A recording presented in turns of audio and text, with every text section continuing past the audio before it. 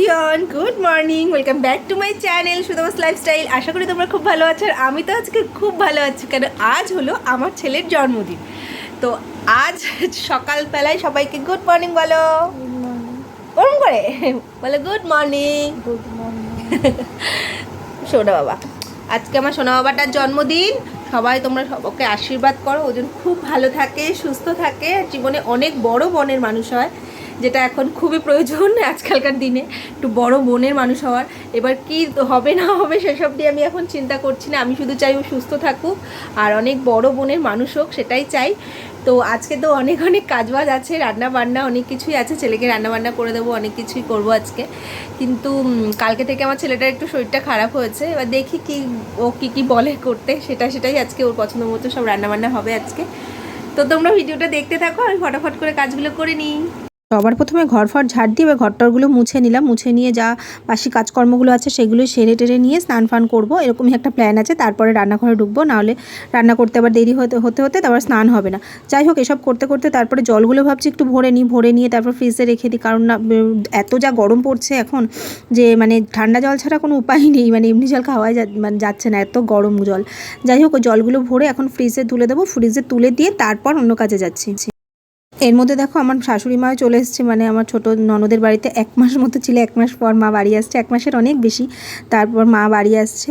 এবার যাই হোক, মা এখানে একটু আসলাম দিদিভাইয়ের সাথে দেখা করতে, তারপরে বর নিয়ে এসেছি গলদা চিংড়ি না বাগদা চিংড়ি জানি না, আমার ছেলে এগুলো চিংড়ি মাছের মালাইকারি খেতে চেয়েছে, তার জন্য নিয়ে এসছে। আমি আবার বলছি যে একটু ছবি তুল, দেখ কত বড় চিংড়ি মাছ। আমার দেখতে ভালো লাগছে, কিন্তু আমি চিংড়ি মাছ কোনো রকম চিংড়ি মাছই খাই না, কোনো দিনই খাই না, মানে সেই ছোটোর থেকে চিংড়ি মাছটা খাই না আমি। এবার ছোটদি ভাই আমাদের ঘরে আসছে, তাই আমি ছেলেকে বললাম যে ছোটদি ভাইকে একটু প্রণাম কর। ছেলে তো সবে ঘুম থেকে উঠেছে, যেহেতু জন্মদিন, তা বাদে ছুটির দিন আছে, এই জন্য। তো এক্ষুনি শুরু করতে হবে, মানে আর পরে স্নান করার টাইম পাবো না বলে আগে স্নান পুজোটা করে নিলাম। এখন যাব একটু ওপরে, সবাই রয়েছে ওখানে যাব একটু প্রণাম করতে, যেহেতু আজকে আমাদের অ্যানিভার্সারিও, ছেলের জন্মদিন প্লাস আমাদের অ্যানিভার্সারি, মানে একই দিনে আমার যেদিন বিবাহবার্ষিকী ছিল সেই দিনই আমার ছেলে হয়েছে আর কি, তার জন্য দুটো একই দিনে আমাদের। তা ছেলে তো সবাইকে প্রণাম টনাম করেছে, আমার সকাল থেকে কাজের জন্য আর কিছু করা হয়নি। তো আমি এখন যাব, সবাইকে একটু প্রণাম টনাম করবো, তারপরে রান্নায় ঢুকে যাব। মানে অলরেডি অনেক লেট হয়ে গেছে, এখনও বাজার টাজার টুকটুক করে আনছে। আসলে ও তো একটা ব্যস্ত মানুষ, ব্যবসা সামলাচ্ছে, ওই করছে সবটাই একা একা। তো তোমরা ভিডিওটা দেখতে থাকো, আমি একটু ওপরে যাই, কেন না হলে আবার কেমন লাগে না আজকের দিনে একটু বড়দের আশীর্বাদ না নিলে। যাই, এবার এসছি যে মেজদাকে একটু প্রণাম করলাম। ওপরে সবাই রয়েছে, মেজদা, দিদিভাইরা, তারপরে দিদিভাইয়ের মা, সবাই আছে এখানে, তা সবাইকে একটু প্রণাম করছি। মেজদা আবার আশীর্বাদ করলো আমার মাথায় হাত দিয়ে, মেজদা খুব মজার মানুষ।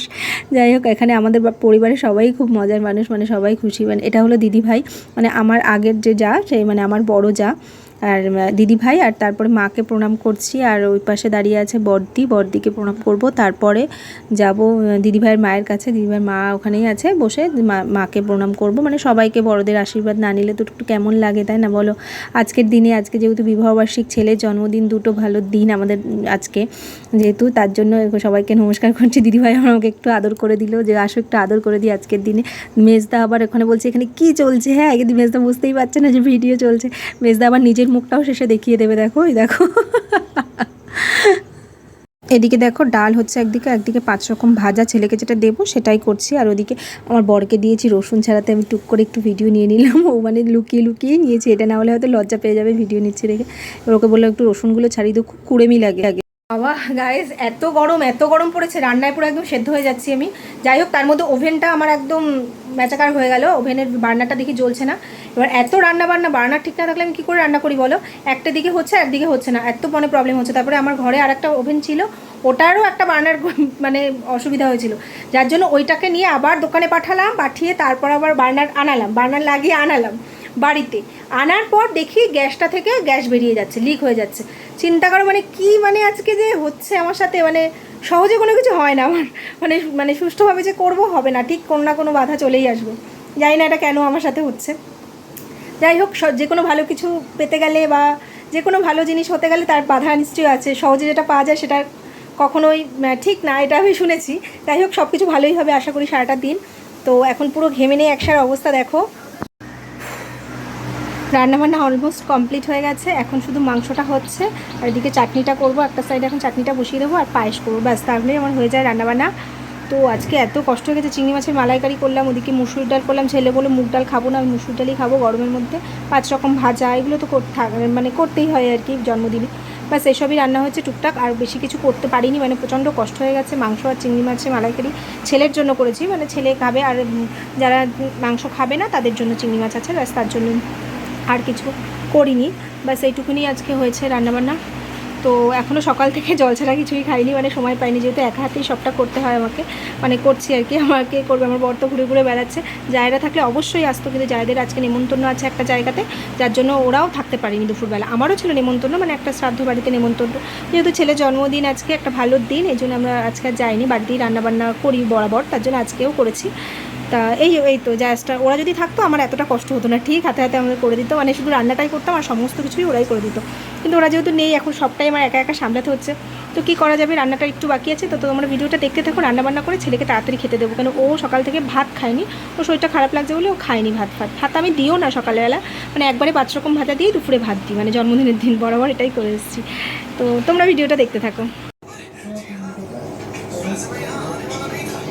ছেলেকে তাড়াতাড়ি স্নান টান করিয়ে নিয়ে ওকে আবার খেতেও দিয়ে দিলাম, যে বাবা তুই খেয়ে নি। ওকে 5 রকম ভাজা, ডাল টাল সবই দিলাম, কেন ও বলছে চাটনি পাঁপড় সবই ছিল, কিন্তু ও বলছে আমি খাবো না মা চাটনি ফাটনি, অত টক ফক মিষ্টি অত খেতে ভালোবাসে না, ঝালঝালি একটু খেতে ভালোবাসে, টিভি মোবাইলে দেখছি কি জানো।